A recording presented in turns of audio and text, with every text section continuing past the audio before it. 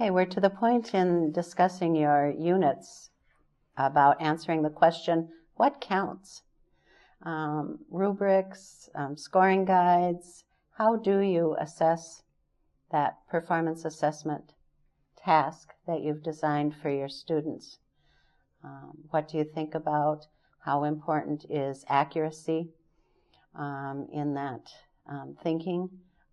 Where does culture come in? Those are all the hard questions that we have to deal with after we have this great unit. It's now the now what. So I'd like you to talk a little bit about that with each other. For the market unit, for the presentational, I'd use the language B rubric for speaking, which is how well the kids can make themselves understood, how clearly they can pronounce. We talk a lot about what does it mean to use good intonation, what does it mean to use good pronunciation, what does it mean so you can speak well enough so that others can easily understand you. And when the students did their presentations for the dialogue, that's where we could get the dialogue even amongst students and assessing each other. Students become very familiar with these rubrics. They're posted in the room. I post the generic ones that have been provided by IB on many even assignments, so kids could just quickly do a self-assessment on an ongoing basis. The ones that are published by IB, we've changed them, and we changed them in the sense of made them kid-friendly. It still has the same benchmarks on there, I like to refer to them as, but we use I can target statements. I can pronounce words clearly and accurately with good pronunciation.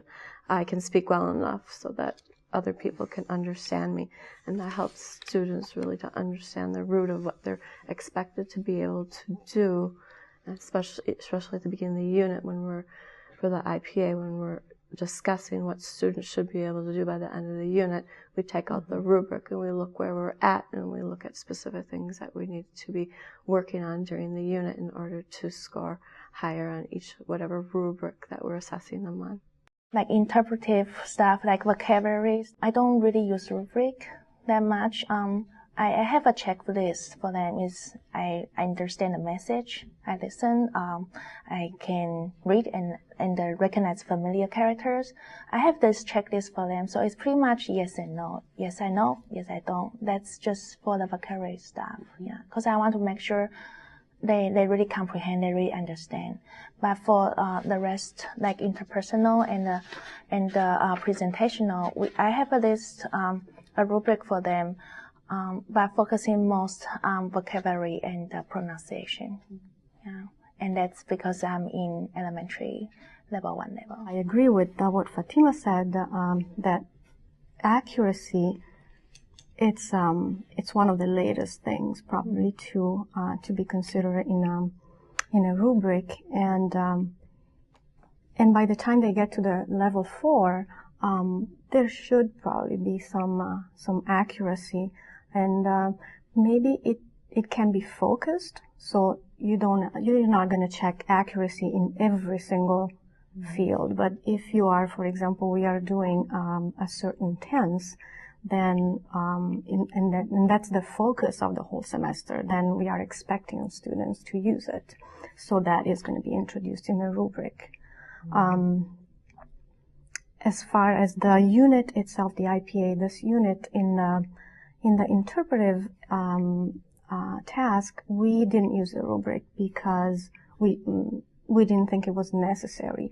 We used a comprehension check, and starting from the text, identify the main ideas, support the details, to the inference, asking for inference. So, do you agree with what the director said, for example, or having read this, what do you think would be a good idea for a comedy of the 21st century?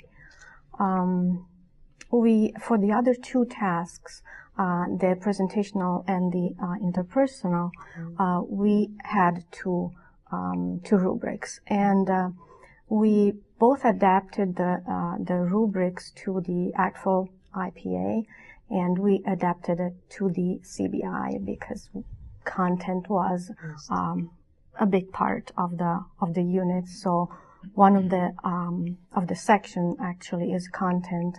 Then for the presentational, then there is impact of how the presentation is going to engage the audience, for example, and vocabulary, because it is related to the vocabulary. They have to use some specific vocabulary.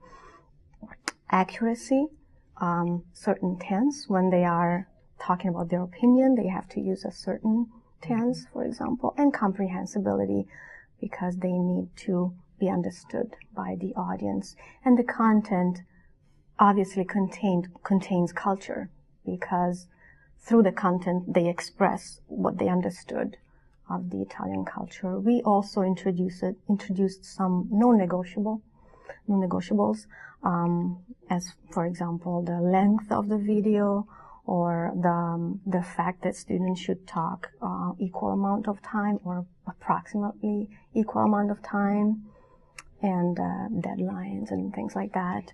And for the last task, the interpersonal, we still included the content, because while they are criticizing each other and exchanging opinions, we expected them to use obviously everything they've learned previously in the two previous tasks.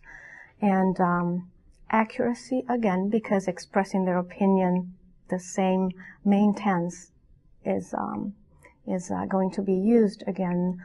Comprehensibility among each other, and also the communication strategies that they use. As we also said before, there is a lot of negotiation of meaning in interpersonal tasks, so how well they deal with it, how well they understand each other, what they do in order to understand each other. Here we introduce again non-negotiables, and such as the use of the Italian language only, for example, the length of the time that they have to talk in order not to make much longer conversations, and again the even distribution of the talking.